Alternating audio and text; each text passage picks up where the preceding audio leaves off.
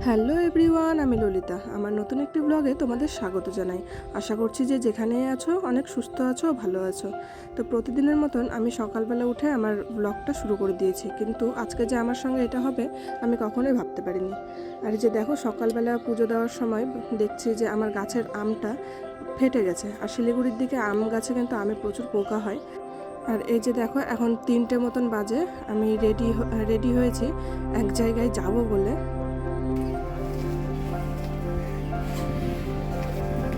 Hello বন্ধুরা, ছেলে আর বউ ওরা শ্বশুরবাড়ি ঘুরতে যাচ্ছে। এই কদিনটা আমার একদম ভালো লাগবে না। আমার বৌমা আর আমার ছেলে চলে গেল। আশা করি শুনতেই পেলে আমার শাশুড়ি মা কি বললো। তো হঠাৎ করে 2-2:30 মতন বাজে, তখন আমার মনটা একদম ভালো ছিল না। আমার বাবাও আমার সঙ্গে ঠিক মতন কথা বলে না, কারণ অনেক দিন ধরে আমি বাড়ি যাইনি, মানে আমার বাবার বাড়ি যাইনি।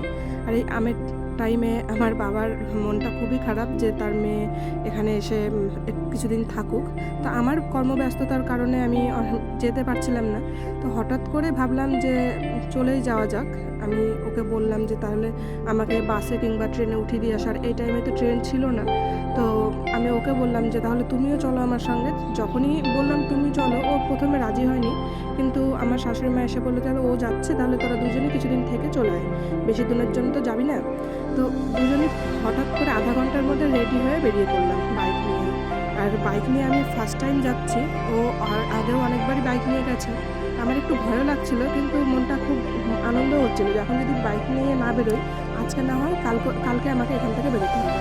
এই কারণে আমি বাইক নিয়ে যাচ্ছি। আর আসার সময় দেখো ওয়েদারটা কি সুন্দর দেখে বেরোলাম। আর মাঝ রাস্তাতেও না, 1 ঘন্টা যাওয়ার পরে মানে মুষলধারে বৃষ্টি চলে আসলো, যে কারণে আমরা একটা দোকানে গ্যারেজের মধ্যে দাঁড়ালাম। দাঁড়িয়ে দুটো সেলফি তুলে নিলাম। আর একটু দিনটা পরিষ্কার হওয়ার মধ্যেই আমরা আবার বেরিয়ে পড়লাম সেই জায়গা থেকে। আর যেতে যেতে প্রায় সন্ধেও লেগে যাচ্ছিলো, কারণ আমরা 3:30টার দিকে বাড়ি থেকে বেরোলাম। তো আর 1-1.5 ঘন্টা যেহেতু বৃষ্টির কারণে দাঁড়িয়ে গেছি, তো বাড়ি যেতে যেতে কিন্তু অনেকটাই রাত হয়ে গেছিলো। আর আকাশটা দেখো এত সুন্দর লাগছে। তারপরে যাওয়ার পথে ভাবলাম যে একটু কিছু খাওয়া দাওয়া করা যাক, কারণ সন্ধ্যের টাইমে বেশ কিছুটা খিদেও পেয়ে গেছিলো। আর আমার ছেলেরও বাইকে এতক্ষণ বসে তো অভ্যেস নেই, তো ভাবলাম একটু ব্রেক নিই। আর এখানে টিফিনে নিয়ে নিয়েছি এখানে পনির চপ। আর এখানে এই দোকানের ফেমাস তোমার বুন্দিয়া, আর হচ্ছে তোমার এটাকে কি বলে, ভুজিয়া। আমার ছেলে তো মজা করে খাচ্ছে, আর সবাই আমরা টুকিটাকি খেয়ে নিচ্ছিলাম। আর আমি যতই এই মিষ্টি জিনিসগুলো পছন্দ করি না, মানে এই বুন্দিয়া ভুজিয়াগুলো খুব একটা খাই না, আমি নিয়ে নিলাম তার জন্য চা। আমি চপ দিয়ে এই চাটা খেয়ে নিয়েছি।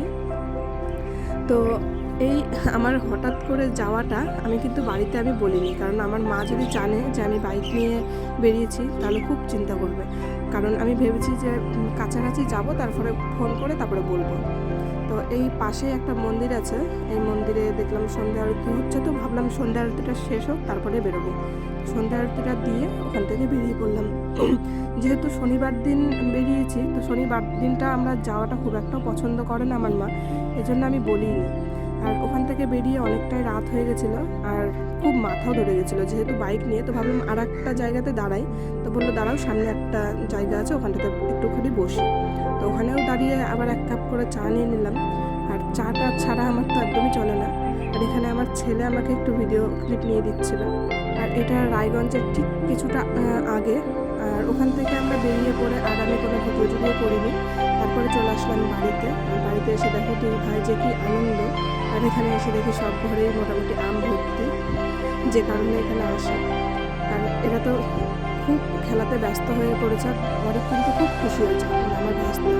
আর আজকে শনিবার, মাছ মাংস কিছুই হবে না, তাই আমার মা এখানে রান্না করছিল ডাল, লাউ শাক, নিরামিষ তরকারি, আরও ভাজাটা অনেক কিছু ছিল। তো তোমাদের ভিডিওটা কেমন লাগলো অবশ্যই আমাকে কমেন্ট করে বলো। যদি ভিডিওটা ভালো লাগে অবশ্যই একটু লাইক করে দিও।